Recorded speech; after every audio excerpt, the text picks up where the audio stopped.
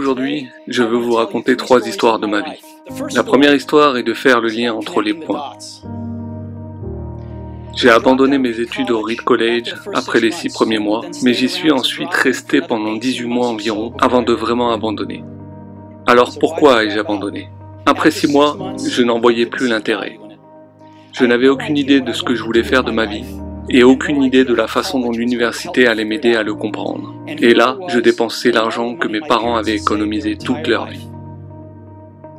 J'ai donc décidé d'abandonner et de croire que tout irait bien. C'était assez effrayant à l'époque, mais avec le recul, c'était l'une des meilleures décisions que j'ai jamais prises. À la minute où j'ai abandonné, j'ai pu arrêter de suivre les cours obligatoires qui ne m'intéressaient pas et commencer à suivre ceux qui semblaient beaucoup plus intéressants. Cela ne faisait pas du tout rêver, je n'avais pas de chambre dortoir, donc je dormais par terre dans la chambre de mes amis.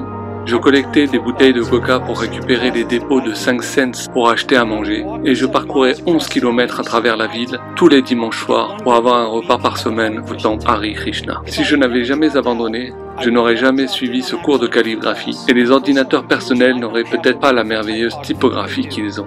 Bien sûr, il était impossible de faire le lien entre les points en regardant vers l'avant quand j'étais à l'université, mais c'était très clair en regardant en arrière 10 ans plus tard. Encore une fois, vous ne pouvez pas faire le lien entre les points en regardant vers l'avant. Vous ne pouvez faire le lien entre les points qu'en regardant vers l'arrière. Vous devez donc croire que les liens se feront dans le futur d'une manière ou d'une autre. Vous devez croire en quelque chose, votre instinct, votre destin, votre vie, votre karma, car croire que les liens se feront sur la route de la vie vous donnera la confiance nécessaire pour suivre votre cœur, même lorsqu'il vous mènera hors du chemin vu et revu, et cela fera toute la différence. Ma deuxième histoire parle d'amour et de perte. J'ai eu de la chance d'avoir trouvé ce que j'aimais faire tôt dans la vie. Woz et moi avons commencé Apple dans le garage de mes parents quand j'avais 20 ans. Nous avons travaillé dur et en 10 ans, Apple était passé de nous deux dans un garage à une entreprise de 2 milliards de dollars avec plus de 4000 employés. Nous venions de lancer notre plus belle création, le Macintosh, 1 an plus tôt et je venais d'avoir 30 ans. Et puis, j'ai été viré. Comment peut-on se faire virer d'une entreprise que l'on a créée? Donc à 30 ans, j'ai été viré. Et très publiquement viré. Ce qui avait été le centre de toute ma vie d'adulte avait disparu et c'était bouleversant. Je n'ai vraiment pas su quoi faire pendant quelques mois.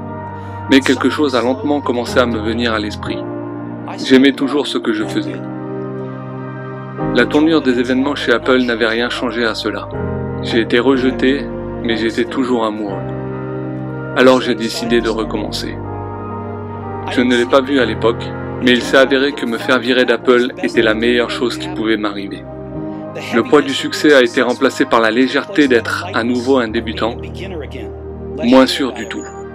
Cela m'a permis d'entrer dans l'une des périodes les plus créatives de ma vie. Au cours des 5 années suivantes, j'ai créé une société nommée Next, une autre société nommée Pixar, et je suis tombé amoureux d'une femme incroyable qui allait devenir ma femme. Dans un remarquable retournement de situation, Apple a racheté Next, je suis retourné à Apple, et la technologie que nous avons développée ensuite est au cœur de la renaissance actuelle d'Apple. Je suis presque sûr que rien de tout cela ne serait arrivé si je n'avais pas été viré d'Apple. C'était un médicament au goût affreux, et je suppose que le patient en avait besoin. Parfois la vie va vous frapper à la tête avec une brique. Ne perdez pas la foi.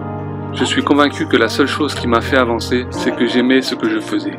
Vous devez trouver ce que vous aimez, et c'est aussi vrai pour le travail qu'en amour. Votre travail va remplir une grande partie de votre vie, et la seule façon d'être vraiment satisfait est de faire ce que vous croyez être un excellent travail. Et la seule façon de faire un excellent travail est d'aimer ce que vous faites. Si vous n'avez pas encore trouvé, continuez à chercher, ne vous arrêtez pas. Et comme pour tout ce qui touche au cœur, vous saurez quand vous l'aurez trouvé. Et comme toute bonne relation, cela s'améliore de plus en plus au fil des années. Alors continuez à chercher, ne vous arrêtez pas. Ma troisième histoire concerne la mort. Quand j'avais 17 ans, j'ai lu une citation qui disait quelque chose comme ça. Si tu vis chaque jour comme si c'était le dernier, un jour tu auras très certainement raison. Cela m'a marqué.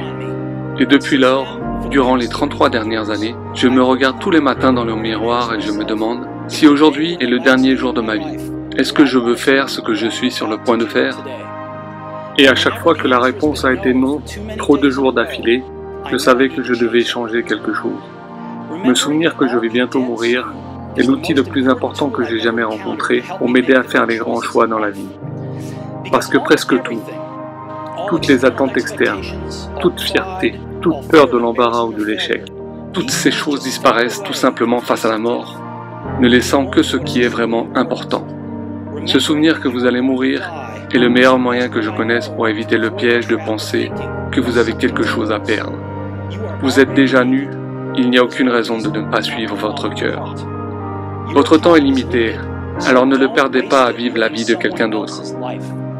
Ne soyez pas piégé par un dogme qui serait de vivre selon les résultats de ce que pensent les autres. Ne laissez pas le bruit des opinions des autres noyer votre propre voix intérieure. Et surtout, ayez le courage de suivre votre cœur et votre intuition. Ils savent déjà ce que vous voulez vraiment devenir. Tout le reste est secondaire. Restez affamés, restez fous.